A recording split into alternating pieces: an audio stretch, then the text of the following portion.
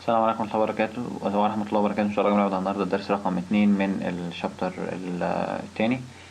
اتكلمنا المفروض إن احنا هنتكلم عن الجورنال والليدجر مع بعض، فأنا قلت لأ، أنا لما جيت أشوف أحط الاتنين مع بعض لقيتهم هيبقوا تقال شوية، فهنحط الجورنال لوحده والليدجر لوحده.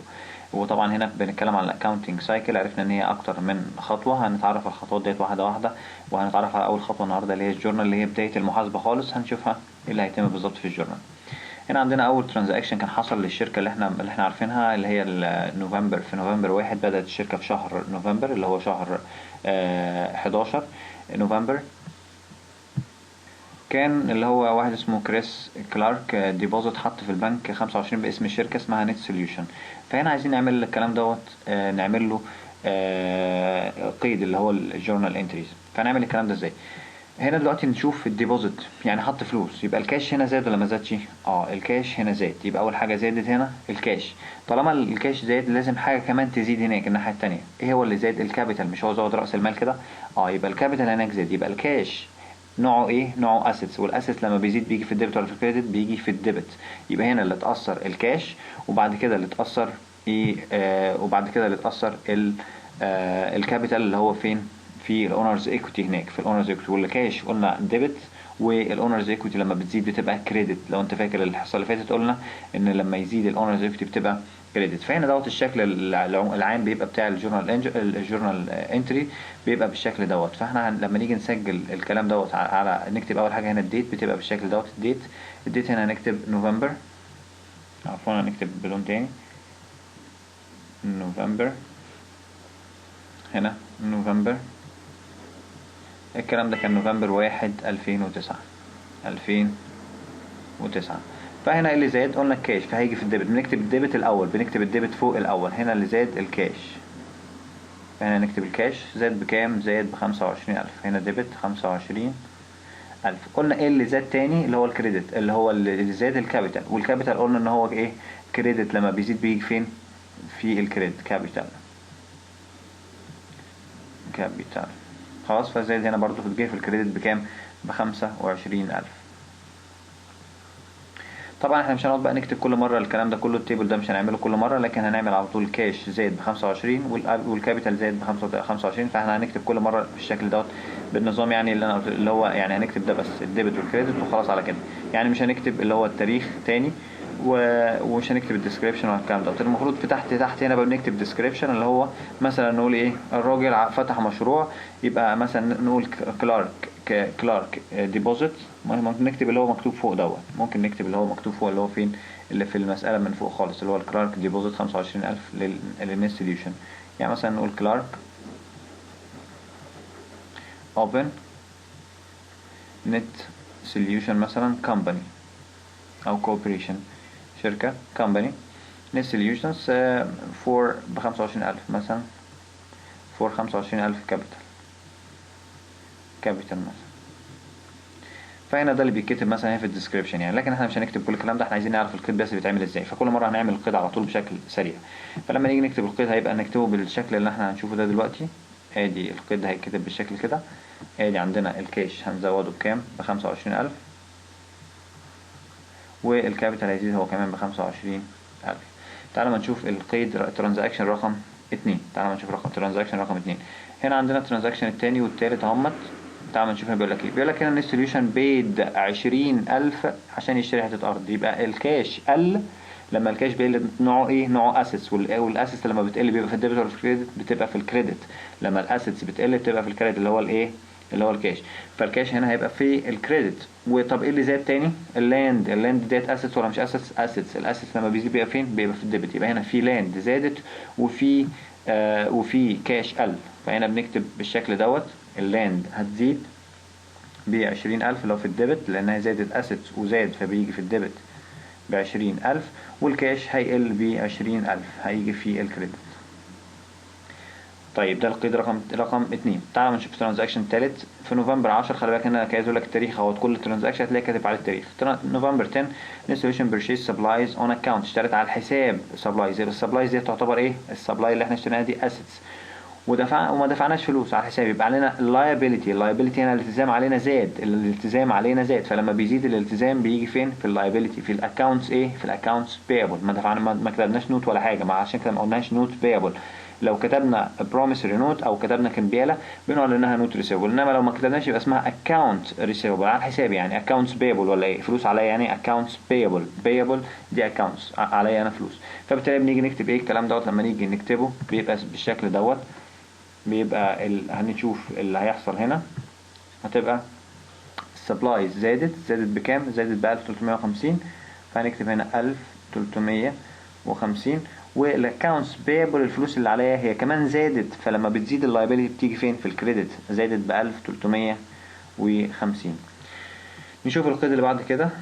القيد اللي بعد كده بيقول في يوم 18 في الشهر النت سوليوشن received كاش، خدنا كاش from customer for service provided، زودنا للكاستمر عامل، فهنا ريفينيو، ده ايراد يعتبر ريفينيو صح؟ فهنا فيز يعتبر ريفينيو، فهو فيز ريفينيو او فيز ايرند، كسبنا حاجه معينه فده اسمه ريفينيو ايراد. فهنا الفيز ايرند ديت بتتحط فين؟ اللي هي يبقى الفيز ايرند دوت يعتبر ريفينيو، والريفينيو لما بيزيد بيجي فين؟ بيجي في الكريدت. طب ايه اللي زاد في الديبت؟ كاش، انا جالي كاش، يبقى الكاش زاد اللي هو الديبت. ليه زاد؟ ليه الكاش بقى ديبت؟ لان هو الكاش اسيتس، والاسيتس لما بتزيد بتبقى في الديبت. تعالوا نشوف هنكتبها ازاي. هيبقى الكاش هيزيد ب 7500 والفيز ايرند كام؟ برضو 7500، ديت فيز ايرند اللي هي رقم الريفينيو زاد ب 7500. القيد اللي بعد كده بيقول لك هنا هنا في يوم 30 في الشهر النت سوليوشن دفعنا اكسبنس، مصاريف كتيره بقى، هي عندنا مصاريف ويجز، وعندنا ويجز اكسبنس، ورنت اكسبنس، ويوتيليتي اكسبنس، وميسلينس اكسبنس، كل دي مصاريف. وقلنا الاكسبنس لما بيزيد الاكسبنس هي زادت، المصاريف بتاعتنا زادت اهي، لما بتزيد بتيجي ديبت طبعا. واللي هيقل ايه؟ هو اللي هيقل الكاش، مش دفعنا كاش، دفعنا الحاجات دي كلها كاش، فالكاش هيقل طبعا. ليه هيقل؟ هيبقى يجي في كريدت، لانه اسيتس، والاسيتس لما بتقل بتيجي في الكريدت. فهنا هنشتغل بالشكل دوت. هتبقى اهوت الويجز اكسبنس، هنقعد نكتبها كل واحده لوحدها خالص في الجورنال انتري، ده اسمه جورنال انتري، وشوفنا شكله في الاول خالص. فهنا الويجز اكسبنس اول حاجه 2125، دي اول واحده. تاني الرنت اكسبنس برضه ديبت، خلي بالك كل ده هيبقى ديبت 800. الرنت اكسبنس هتبقى 800. اليوتيليتي اكسبنس 450. بعد كده الميسلينيوس 275. طبعا هنجمع كل ده ونحطه في الكاش في الكريدت مع مرة واحدة، هنحطه في الكاش مرة واحدة فين؟ في الكريدت. فلما نجمعهم هنلاقيهم ان هم كام؟ 3650. ده هيجي فين؟ في الكريدت. تعالوا ما نشوف الترانزاكشن اللي بعد كده. قال لك ان السوليوشن بيد كريديتور اون اكونت 950. احنا دفعنا للراجل اللي احنا كنا واخدين منه السبلايز، دفعنا له كام؟ 950 من الفلوس اللي علينا. فالكاش بتاعنا قل طبعا. الكاش لما بيقل بيجي فين؟ زي الاسيتس قل، فبالتالي الاسيتس لما بيقل بيجي في الكريدت. انما الايه اللي هيبقى ديبت اللي هو الاكونتس بيبل، الفلوس اللي هي اللايبيليتي اللي علينا، الالتزام اللي علينا قل شويه، فهيجي فين؟ في الديبت. لما بيقل اللايبيليتي بتبقى جايه فين؟ بتيجي في الديبت. فهنا الاكونتس بيبل هتقل، فبالتالي هتيجي الديبت، والكاش بتاعنا الاخر هيقل، هيجي في الكريدت. فهنا هنكتب هنا 950 ديبت في الاكونتس بيبل، 950 قلت عندنا، كنت 950 خلاص نزلنا شويه، والكاش برضو اللي احنا دفعناه دوت قل 900 وكام؟ و50. بعد كده الترانزاكشن اللي بعد كده بيقول لك هنا عندنا determine that cost supplies on hand اللي فاضل عندنا في ايدينا 550. طبعا عرفنا دي قبل كده كذا مره قلناها. فهنا 550 لما في اللي فاضل عندنا، فاحنا صرفنا كام؟ هنطرح 1350 ناقص 550، ده اللي احنا صرفناه، فهم 800. فهنا يبقى supplies expense و supplies هتقل. يبقى supplies اللي هو الاسيتس، مش السبلاي دي اسيتس، هتقل، هتيجي في الكريدت بكام؟ هتيجي ب 800. لو انت فاكر الرقم هيبقى 800. طب والسبلايز اكسبنس المصروف بتاع السبلايز، ما احنا صرفنا السبلايز دي مش صرفناها، يبقى الاكسبنس واكسبنس لما بيزيد المصروف لما بيزيد بيجي في الديبت، لانه اسيتس، لانه الاكسبنس عفوا الاكسبنس دايما انكم ستيتمنت طبعا، لكن بيجي في الديبت بيبقى 800 لما بيزيد يعني، فهو زاد. طيب في نوفمبر 30 برضو في نفس اليوم كل الكلام دوت، خد الراجل كام؟ خد لنفسه $2000. فهنا الويزدرول هو اللي هيزيد. والويزدرول طبعا عامل زي الاكسبنس بالظبط، وزي عامل زي الاكسبنس والكاش. لما الويزدرول بيزيد بيبقى جاي في الديبت، والكاش هيقل ب 2000. فهنا عندنا هيبقى هنا الديبت ب 2000، وكريدت برضو ب 2000. خلي بالك الويثدرول خدنا احنا الحاجات ديت المره اللي فاتت وقلت لكم ركزوا عليها ولازم تحفظوها كويس علشان تفهموا الدروس اللي جايه. مش فاكرها يبقى لازم تراجع الدرس اللي فات بسرعه. ما ينفعش ان انت تخش على الدرس ده من غير ما تراجع اللي فات. طيب تعالوا نشوف هنا اللي بعدها نت سوليوشن ديت بقى جديد بقى في ديسمبر 1. ده الشغل اللي فات ده كله كان قديم احنا خدناه قبل كده، انما ديسمبر 1 هنا بقى في الشهر الثاني بقى الشهر رقم 2 من فتح الشركه. فتحنا الشركه في شهر نوفمبر شهر 11. شهر ديسمبر اخر شهر في السنه اللي هو ايه نت سوليوشن بيد بريميوم اوف 2400. دفعت مقدم 2400، دفعت فلوس مقدمه 2400 لانشورنس بوليسي. يعني الانشورنس بوليسي ديت لمده ايه؟ عشان مثلا الانشورنس بوليسي اللي ايه يعني دفعت تامين ضد اللايبيلتي. لو الالتزام لو انا ما عرفتش اسدد الانشورنس هي اللي هتسدد، شركه التامين هي اللي هتسدد. ضد السرقه لو انا اتسرقت هتعوضني. لو حصل حريقه فاير اي حريقه حصلت في الشركه بتاعتي هي هتسددني برضو. فالبوليسي كفر 1 year period لمده سنه كامله، سنه كامله. فطبعا طالما المده طويله زي ديت مش شهر ولا حاجه، فانا بسجلها ايه؟ بسجلها ان هي اصل عندي. ليه؟ لان مش مصروف، ما ينفعش اسجل مصروف طبعا سنه لسه ما خدتش بيها اي حاجه. فبسجلها عندي اصل. الاصل ده اسمه حساب جديد احنا بقى نعرفه، اسمه بريبيد انشورنس اكسبنس. بريبيد انشورنس اكسبنس. مش معنى ان هو اكسبنس يبقى ضمن الاكسبنس، لا. طب ده اسمه بريبيد. البريبيد دوت يعتبر اسيتس. خلي بالك من البريبيد اسيتس، حاجه انا لسه ما استفدتش منها هستفيد منها لفتره سنه قدام. واحنا عارفين ان الاسيتس تعريفه ايه؟ اي حاجه انا بستفيد منها قدام هتبقى دي تعتبر اصل. فانا هستفيد لمده سنه قدام من الانشورنس ديت، فانا كل شويه هقلله بالجزء اللي انا استفدت منه. لكن اول ما بكتبه بسجله ايه؟ بريبيد اكسبنس او بريبيد انشورنس اكسبنس. وبقلل الكاش عندي. الكاش لما بيقل طبعا اسيتس، والاسيتس لما بيقل بيجي فين؟ في الكريدت. فهنا بنكتب بريبيد انشورنس او بريبيد انشورنس اكسبنس مش هتفرق. هو بس كده كاتبينها هنا بريبيد انشورنس عشان ما تلخبطش نفسك ما بين الاكسبنس وما بين البريبيد انشورنس. فاحنا هنكتبها بس بريبيد انشورنس. فهنا 2400 والكاش هنا هيقل برضو ب 2400. هنا الشركة طبعا شغلها بدأ يتوسع شوية، فبدأت أجرت رنت، أجرت مثلا حاجة تحط فيها رينتنج ستور سبيس، مكان تخزن فيه يعني بتخزن فيه الحاجات بتاعتها. فأجرته ب $800 في الشهر. فهنا ده يعتبر اكسبنس لأن هو شهر واحد، دفعت شهر واحد. فريكوار بيمنت اوف رنت ذا فيرست اوف ايتش مانث. قال له انت لازم تدفع لي كل اول شهر، مش هستنى لاخر الشهر، تدفع لي كل اول شهر. فبالتالي طالما انا هدفع اول الشهر وهستفيد بيها شهر واحد، فبالتالي ما بقولش بقى بريبيد ولا حاجه، لا انا هستفيد بيها شهر واحد عشان حاجه قريبه، وهو شهر واحد اللي انا هستفيده. فهيبقى 800 ديت على طول هيسجلها فين؟ في الاكسبنس، مش هيسجلها في البريبيد. فهنا هتبقى رنت اكسبنس للكاش هيقل ب 800. فهنا هتبقى رنت اكسبنس بكام؟ ب 800 دوت. الرنت اكسبنس قلنا الاكسبنس زايد، المصروف عندنا زايد فبيبقى ديبت. لما بيزيد الاكسبنس بيبقى ديبت، والكاش قل فلما الكاش بيقل بيبقى برضو بيجي كريدت. طيب هنا بعد كده اللي بعدها الترانزاكشن اللي بعد كده بيقول لك هنا في ديسمبر 1 نت سوليوشن receives an offer from local retailer. جاله عرض مثلا ان هو قاعد يعني، بس بلخص الكلام بس مش اكتر. هو جاله عرض ان الارض اللي هو اشتراها ديت واحد عايز ياجرها منه، عايز يعملها محل ريتيلر. الريتيلر ده يعني ايه؟ يعني واحد صاحب محل بيبيع بالتجزئه، يعني مثلا زي سوبر ماركت بيبيع بالتجزئه مش بيبيع جمله. الفرق ما بين ريتيلر والريتيلر، والفرق ما بين الريتيلر والهول سيلر، الريتيلر ده بيبيع بالتجزئه مش بيبيع الجمله، انما الهول سيلر بيبيع الجمله. واحد يعني ريتيلر بيبيع بالتجزئه عايز ياجر منه حته الارض ديت. قال له هاجرها منك ب 360 لمده كام شهر؟ تعال نشوف كده. لمده 3 شهور. 3 شهور.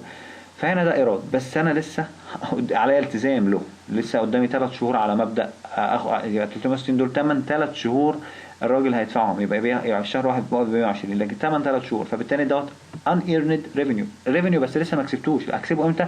لما يعدي ال3 شهور او لما يعدي شهر ابقى انزل 120 منه وهكذا. يبقى دوت ان ايرند ريفينيو، لسه التزام عليا، لسه ما كسبتوش، لان لسه قدامي فتره على مبدا احصل الحاجات ديت. انا هاخد الفلوس لكن التزام عليا لما يعدي الشهر ابقى اقول له خلاص يبقى انت كده نبقى نخليه ريفينيو عادي مش ان ايرند. فهنا ده يعتبر ان ايرند ريفينيو. فهنا الكاش هيزيد طبعا. فالكاش لما بيزيد بيجي في الديبت طبعا بيجي بكام؟ هيجي ب 360 ونفس الكلام ال unearned rent revenue unearned عامل زي البريبيد بالظبط. البريبيد هناك assets، ال unearned هنا liability، التزام عليا لسه ما خدتش ايراد، ما حصلتش انا ايراد، والريفينيو ده مش ريفينيو زي الاكسبنس بالظبط، مش ريفينيو، ده ما يعتبرش ريفينيو، خلي بالكوا ده التزام. ليه؟ لان انا لسه ما unearned، لسه ما كسبتش، لما يخلص الفتره يبقى انا كده كسبت. فهنا 360. القيد اللي بعد كده او ترانزاكشن اللي بعد كده بيقول لك هنا عندنا نت سوليوشن بيرشيز اوفيس اكويبمنت، اشترت اكويبمنت يعني اصول هي اشترت اصل، فالاصل لما بيزيد الاوفيس اكويبمنت زاد بكام؟ زاد ب 1800.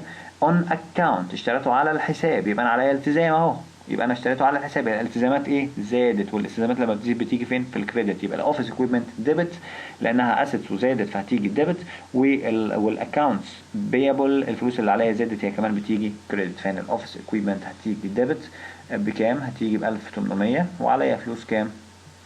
عليا فلوس accounts payable 1800. نشوف الترانزاكشن اللي بعد كده.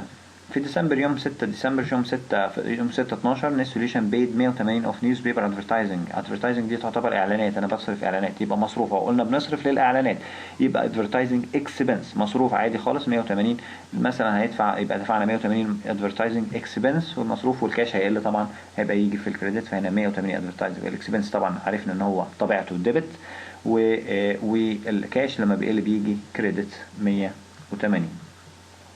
القيد اللي بعد كده النت سوليوشن بيد كريديتورز دفعت 400 اللي عليها، فاكرين ال 400 اللي كانوا عليها اللي هي اشترت بيهم سبلايز، دفعت منه جزء وفاضل 400 لا عليها ما دفعتهمش، فهتدفع هنا 400، فهيقل الكاش هيقل يبقى جاي في الكريدت، والديبت هيكون زايد بايه؟ اللي هو الفلوس اللي علينا قلت، اللايبيليتي قل، يعني لما اللايبيليتي اللي بيجي فين؟ بيجي في الكريدت، بيجي في الديبت عفوا، بيجي الاكونتس بيبل بتيجي في الديبت لانها قلت لايبيليتي وقلت بتيجي في الديبت، فهنا 400 وهنا برضو 400 الكاش قلب 400 وهكذا. تعال ما نشوف القيد اللي بعد كده. ديسمبر 13 يوم 13 ديسمبر هنا ناشونال بيد ريسبشن اند بارت تايم اسيستنت، يعني ريسبشنست واحد عندها شغال في الاستقبال وبارت تايم اسيستنت واحد بيساعده في الشغل، يعني خدوا الاثنين كام؟ 950. فدي ويجز، يبقى دفعنا اجور، ويجز يعني اجر، دفعنا ويجز اكسبنس لانها هو صرفنا اجر، هو صرفنا الاجور بتاعت الناس ديت، فويجز اكسبنس، والاكسبنس لما بيزيد بيجي في الديبت، والكاش هيقل هيبقى جاي في الكريدت. هنكتب الكلام ده، ويجز هنا اكسبنس بكام؟ ب 950، والكاش لما بيقل بيجي في الكريدت برضو ب 950. القيد اللي بعد كده او ترانزاكشن اللي بعد كده اسمه نت سوليوشن ريسيف 3100 فروم فيز ايرند، كسبنا في اخر الشهر في يوم 16 في الشهر نص شهر هاف اوف ديسمبر، في نص الشهر كسبنا جالنا ايرند اهوت، يبقى ريفينيو، يبقى جاي ده ريفينيو، فيز ايرند يعني ريفينيو، والريفينيو لما بيزيد بيجي في الكريدت، الريفينيو لما بيزيد بيجي في الكريدت، وطبعا اللي زاد كمان الكاش لان احنا خدنا كاش اهوت ما لناش اون اكونت ولا حاجه، جالنا كاش فالكاش زاد يبقى جاي في الديبت، والريفينيو جاي في الكريدت. هنا الكاش، هنا طبعا دي غلطه، هنا ريفينيو مش ريسيفبل، هنا ريفينيو، فهنا الايرند في، فهنا الكاش زاد بقى 3100، طبعا جالنا كاش فزاد ب 3100، والايرند فيز جالنا برضو بالتالي 3100 اللي هو الريفينيو زاد عندنا، الايراد يعني زاد ب 3100. ترانزاكشن رقم اللي بعد كده بيقول لك هنا في ديسمبر 16 برضو نفس الكلام، جالنا اون اكونت، بعنا كسبنا فيه ايرند بس ما جالناش فلوس لسه، الراجل عليه فلوس، فهنا بقت ايه؟ اسيتس عندنا اكونت ريسيفبل، فلوس هتجيلي، يبقى اكونت ريسيفبل هتجيلي انا بعد كده في المستقبل، فعامله زي الكاش بالظبط، فهي عامله زي الكاش، اكونت ريسيفبل عامله زي الكاش بس لسه هتيجي فين؟ في المستقبل، مش لسه مش خدت كاش، لا انا هتجيلي في المستقبل، فبالتالي لما بيجي عندي فلوس جايه لي في المستقبل بسجلها عندي في الاصول اسيتس، ويبقى بزادت، فبالتالي بتزيد اكونت ريسيفبل، اسمه الحساب اكونت ريسيفبل، وعندنا هنا الريفينيو برضو هو اللي هيبقى في الكريدت، اللي هو في الكريدت بالانس، اللي هو هيبقى هنا الريفينيو في الكريدت بالانس ايرنس فيد، واكونت ريسيفبل عامله زي الكاش بالظبط، لكن لسه هنحصلها قدام شويه، فهنا 1750 وهنا نفس الكلام 1750. في يوم 20 في يوم 20/12 الراجل بدأ يقول لك ايه؟ قال لك ان انا عندي بيت دفعت 900 اكزيكتيف سبلاي كوربوريشن. الشركه دفعنا 900 شركه اكزيكتيف سبلاي كوربوريشن، شركه اسمها كده. اون ده من 1800 اللي كانوا علينا فروم ديسمبر 4. لو احنا رجعنا لديسمبر 4 هتلاقي ان كان علينا فلوس، اشترينا من الشركه ديت سبلاي وكان علينا فلوس 1800 اهمت. ديسمبر 4 لو احنا رجعنا لديسمبر 4 اهي ديسمبر 4 اهي. فديسمبر 4 طلعنا كان علينا كام؟ 1800. فاكرين اوفيس اكويبمنت؟ اشترينا اوفيس اكويبمنت من الشركه ديت اهي اللي اسمها اكزيكتيف سبلاي. فبالتالي هنا ايه كوربوريشن كان عليها 1800، فدفعنا من 1800 دولت كام؟ 900. فبالتالي هيقل الكاش ب 900، والاكونتس بيبل الفلوس اللي علينا برضو هتقل بكام؟ برضو هتقل ب 900 برضو. فهنا لما نيجي نشوف القيد هيبقى شكله عامل ازاي، هيبقى بالشكل دوت. ادي الاكونتس بيبل هتقل ب 900، والكاش اللي احنا دفعناه لها هيقل ب 900. الاكونتس بيبل دي لايبيليتي وقلت بتبقى في الديبت. لايبيليتي اكونتس بيبل دي لايبيليتي، اي بيبل في الدنيا بيبقى لايبيليتي عشان تبقى عارف. اكونتس بيبل، نوتس بيبل، تاكس بيبل، ويجز بيبل، اي بيبل، انترست بيبل، اي بيبل يبقى على طول لايبيليتي. وهنا طبعا اللايبيليتي دوت قل من علينا لان التزامه ودفعناه خلاص، كان علينا التزام ودفعناه، فبالتالي بيجي في الديبت. والكاش طبعا بيقل في الكريدت. اخر واحده مش اخر واحده، لسه في شويه كمان. النت سوليوشن receives 650 from customers. جالنا 650 من الكاستمرز in payment of their accounts. دفعوا فلوس من اللي عليهم.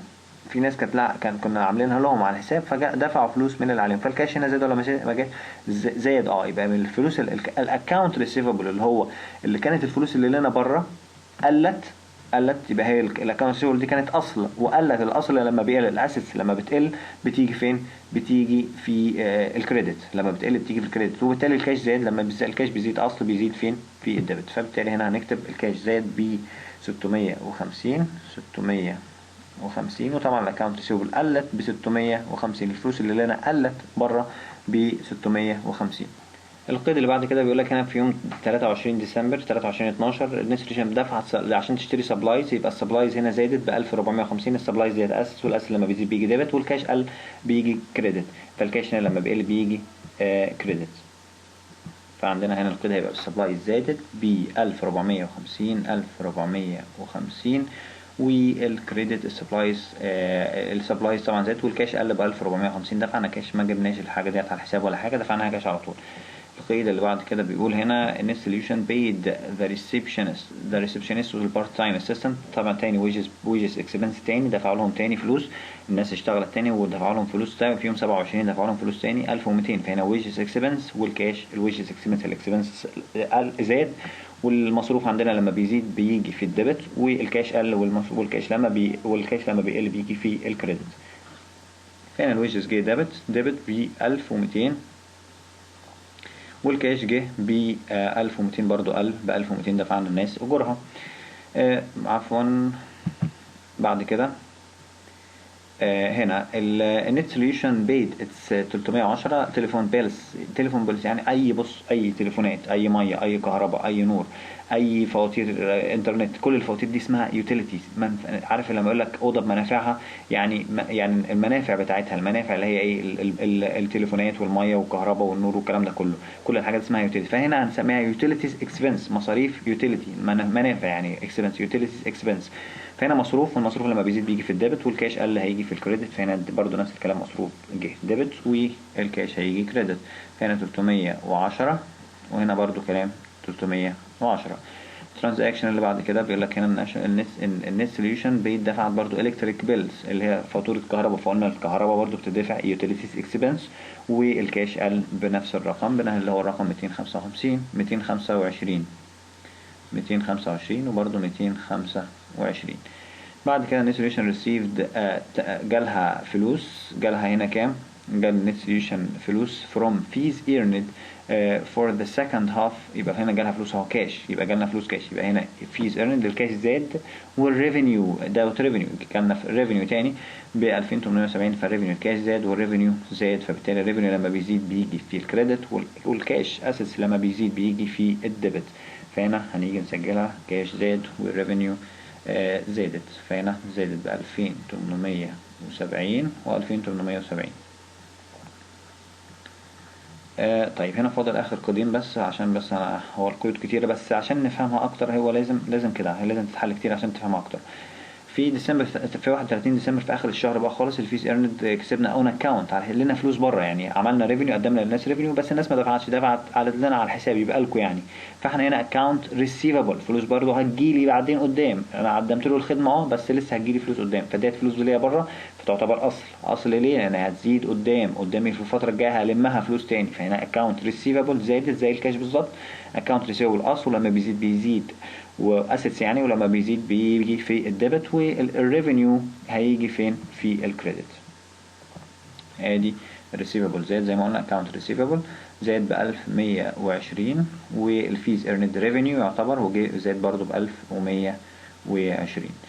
اخر قيد خالص اللي احنا هناخده دلوقتي اللي هو القيد بيقول لك هنا الكريدت خد لنفسه بقى، هو الراجل خد لنفسه اخر الشهر هو كمان خد $2000 عشان يعيش منهم ويصرف منهم. لازم طبعا هنا نفتكر تاني اول ما نسمع الويثدرول نفتكر الانتيتي برنسبل او الانتيتي كونسبت، مفهوم الانتيتي ان كينونة الشركه ما ينفعش ان انا اعيش فيها واخد منها واحط فيها وخلاص، الكلام ده ما ينفعش، لازم طالما سحبت من الشركه يبقى تسجل ويثدرول، طالما حطيت في الشركه فلوس يبقى انفستمنت، استثمار يعني. فهنا withdrawal يعني سحبت فلوس 2000، فطبعا withdrawal زي عامل زي الاكسبنس قلنا، والwithdrawal بيجي في الديبت والكاش هيقل في الكريدت. هنا عادي خالص، بقت سهله جدا. فهنا 2000 جه في الديبت. اظن كده احنا فهمنا يعني ايه قيد محاسبه. دفتر يوميه ايه هو ده الدفتر اليوميه، وعرفنا شكله بيبقى شكله عامل ازاي، في الاول خالص شفناه بيبقى شكله عامل ازاي. المره الجايه بقى ان شاء الله نتكلم عن الليدجر، وهنفهم الخطوه الثانيه من الاكاونتنج سايكل، واللي هي المحاسب بيعمل ايه بالظبط. هنفهم المره الجايه ان شاء الله الاكاونتنج سايكل، البوستنج تو ذا ليدجر اكاونت.